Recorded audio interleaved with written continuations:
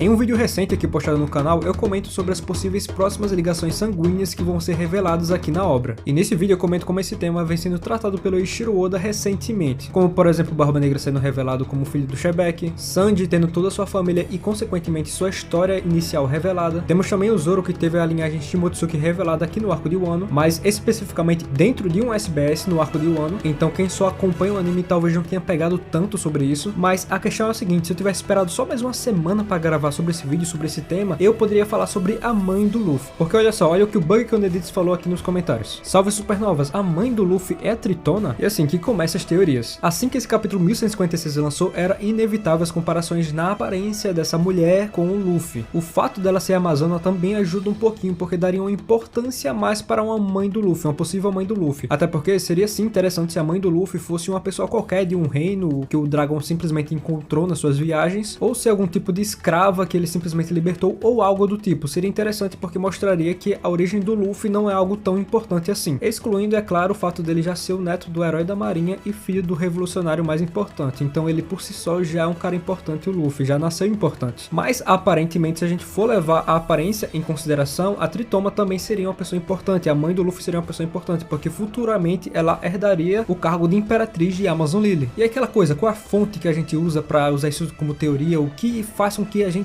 veja que essa é a mãe do Luffy? É a aparência dela, a aparência. E tem gente falando que tem uma ondinha no cabelo que lembra o Gear 5, é isso só. Mas falando sério agora, cara, praticamente o Oda desenhou o Luffy versão mulher. Ele colocou o rosto do Luffy, o mesmo sorrisinho do Luffy, aquele sorrisinho inocente dele, e um cabelo feminino. E já existe um tipo de ligação com a Amazon Lily, né? Porque foi a ilha onde o Luffy foi mandado pelo Kuma depois daquele evento lá em Sabaody. Então não seria totalmente esquisito que isso realmente tivesse acontecido. E isso então seria o Oda plantando uma semente para um futuro flashback, já que ele já estabeleceu que a Tritoma seria uma futura Imperatriz de Amazon Lily. Então isso é algo interessante de se pensar. Mas galera, antes de mais nada, sejam muito bem-vindos ao canal Supernovas, o canal favorito do Eiichiro Oda. Meu nome é Isaac e sejam bem-vindos a mais um Supernovas Responde, aquele quadro que vocês conhecem muito bem, onde a gente faz um post ou na comunidade do YouTube ou lá no nosso Instagram, @canal Supernovas. Geralmente tem vídeo de Supernovas Responde quando a gente tá uma semana sem capítulo, o capítulo tá em pausa, o capítulo 1157 no caso só vai lançar na outra semana, então a gente acaba tendo tempinho pra conversar sobre o que tá acontecendo na obra com mais calma. Vocês mandaram muitos comentários lá no post, então provavelmente a gente vai fazer uma parte 2 futuramente, e a gente vai reaproveitar algumas perguntas em outro vídeo, mas as que eu peguei eu vou tentar responder da melhor maneira possível. E bom, sem mais delongas, depois da intro eu começo.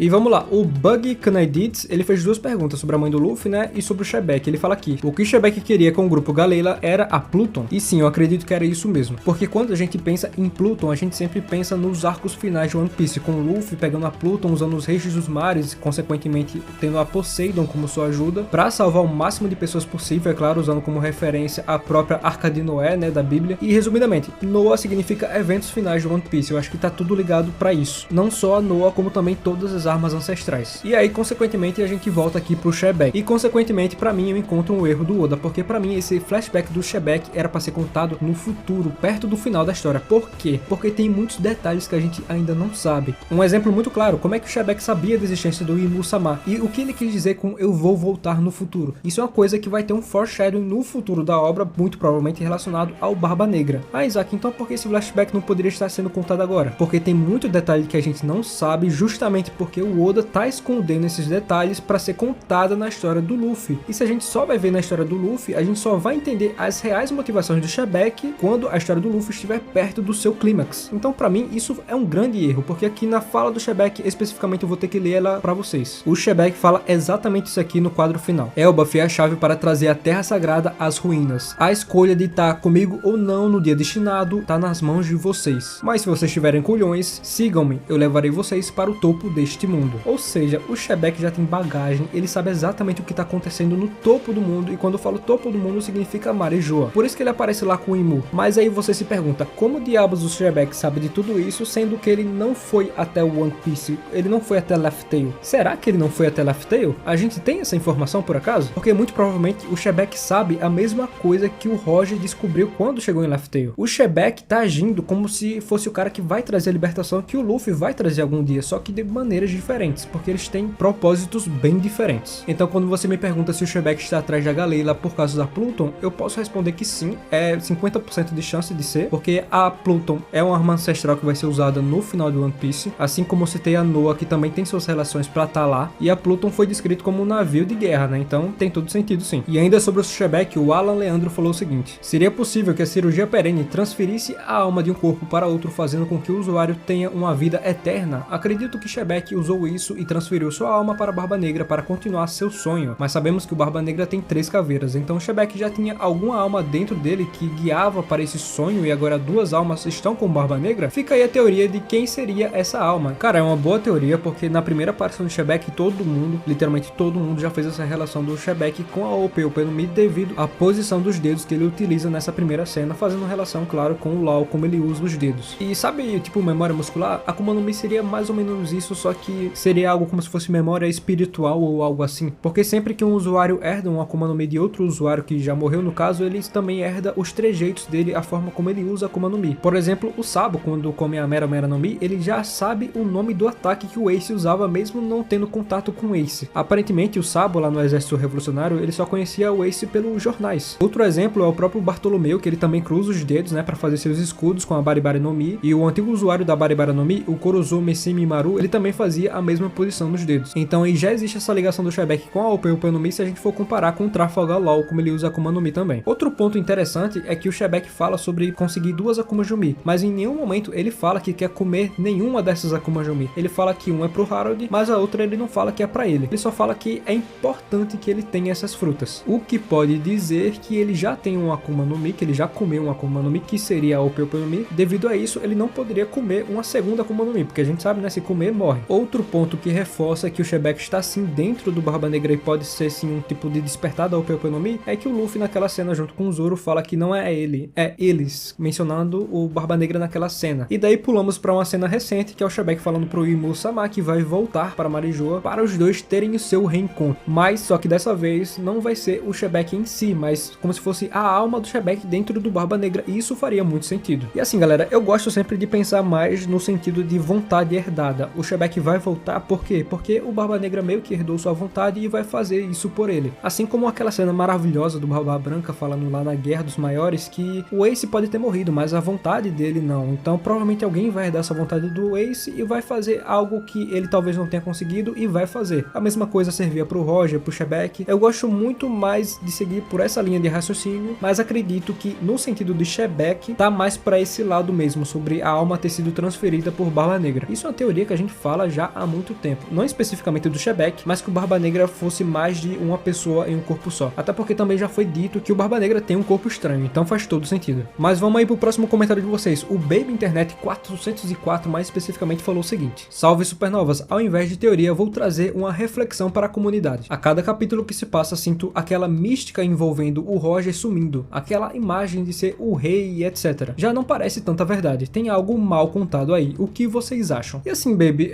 no fim das contas, o que é ser rei afinal de contas? Porque o Roger, quando encontrou Laugh Tale, quando ele foi até Laugh Tale, ele não foi no objetivo de se tornar rei. Isso foi uma coisa que veio como consequência dele ter encontrado a última ilha, e isso é claro que se tornou uma notícia pelo mundo todo, e ele acabou sendo intitulado rei. Então não era algo que o Roger buscava, então consequentemente não era algo que ele fazia questão de ser, ele não fazia questão de ser rei. A questão é a seguinte: por mais que ele não queresse ser rei, ele usou esse rei, esse título de rei que deram pra ele, como uma arma para a nova geração, porque ele sabia que ele não conseguiria trazer o propósito do Joy Boy, porque ele não tinha mais tempo. Então ele vai lá, sentenciado pela marinha, morre, mas antes de morrer conta a verdade pro mundo, que existe um tesouro e todo mundo vai atrás desse tesouro. Muita gente mal intencionada, mas ele sabia sim que existia uma pessoa específica, o Luffy, o protagonista, que iria encontrar o tesouro e iria trazer o que ele não trouxe no tempo dele. Então, tirando esse fato dele ser rei, que é só um título, o Roger é um pirata normal. O Roger consegue ser tão pirata quanto o próprio Luffy. É por isso que esses flashbacks estão sendo tão interessantes, porque tem uma dinâmica totalmente diferente da dinâmica que a gente tem com os Mugiwaras. Os Mugiwaras, eles agem totalmente diferente que o bando do Roger, o bando do Barba Negra, o bando do Barba Branca, o bando do Shebek, é totalmente diferente. E pra mim o charme tá exatamente nisso. Mas assim, talvez eu não tenha entendido totalmente seu comentário, porque quando você menciona rei, eu não sei exatamente que tipo de rei você quer dizer, então fica aberto aí pra comentar aqui embaixo, com certeza eu vou ler seu comentário e vou responder em cima, tá certo? Mas vamos lá, o Luciano Alves falou o seguinte: quando saíram os capítulos de todos os Gorosei aparecendo em Egg Egghead pra lutar, achei o máximo. Mas agora que estamos em Elbaf, comecei a pensar que o Oda errou extremamente em fazer isso. Porque além de deixar o ritmo rushado e rápido demais, os níveis de poderes ficaram embaraçados e os demais Mugiwaras não evoluíram em nada, entre os outros problemas que Elbaf está revelando. O que vocês pensam sobre isso? E assim, vamos lá. Esse é um tema muito interessante que você citou, porque a gente dá pra discutir isso sobre todos os personagens de One Piece no geral, mais especificamente os personagens mais poderosos da obra, e são o Imu-sama, o Barba Negra, o Shebek, o Luffy, o Barba Branca, o Shanks. Tipo, todos eles estão em um nível igualitário de poder ou não? Um é mais forte que o outro. Não dá pra entender muito bem isso, mas isso é uma coisa que dá pra conversar especificamente em um vídeo isolado. Até porque você cita especificamente aqui o bando dos Mugiwaras sobre eles não terem evoluído tanto. Então eu vou me ater a isso. Isso que eu vou falar aqui não é uma opinião minha, tá? É uma coisa que eu vi muita gente falando sobre em outras redes sociais e aqui no próprio YouTube e outros canais falando sobre como os Mugiwaras estão sendo subutilizados aqui no arco de Elbaf. A gente viu, por exemplo, o Jinbe preso